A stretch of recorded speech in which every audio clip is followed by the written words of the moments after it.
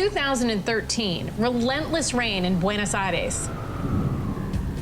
Flash flooding in parts of the capital.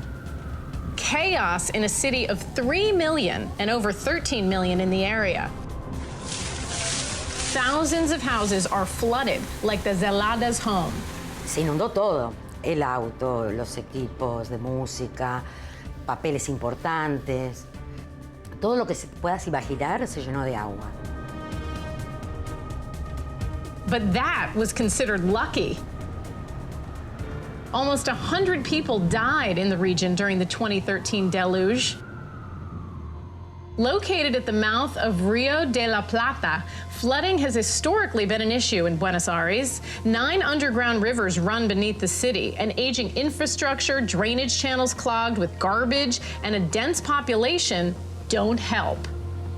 A partir del trabajo de modernización de la ciudad, empezamos a tomar conciencia de que había información que podríamos utilizar para tomar decisiones más eficientes. Al principio, toda la administración estaba en papel. Nosotros nos dimos cuenta que de esa manera no era posible tomar las decisiones adecuadas. Technology to the rescue. The city turned to SAP for help. They collect and analyze data from sensors, weather reports, garbage collectors, and citizens' complaints in real time. The program, Future Cities, helps urban leaders improve people's quality of life. The sensors are all across town. They measure the direction, speed, and level of water. SAP HANA in-memory technology immediately identifies areas in need of support.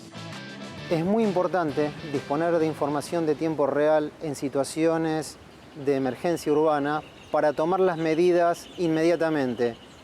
Una demora de minutos puede generar catástrofes impredecibles. In 2014, it rained more than ever before in the history of Buenos Aires.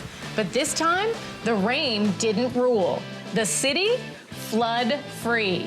30,000 storm drains, clear. Neighboring areas not using the technology, still soaked. No estamos exentos de que lo que sucedió climáticamente en 2013 nos vuelva a suceder, así que para nosotros es muy importante lo que hicimos, ya que la tecnología nos permite adelantarnos a estas situaciones. For the Zeladas, this means more than clean streets and clean drains. It's safety and security for Claudia and her family. Technology has improved her life and millions of other lives in Buenos Aires, and it helped save the city money. A simple solution to a serious problem.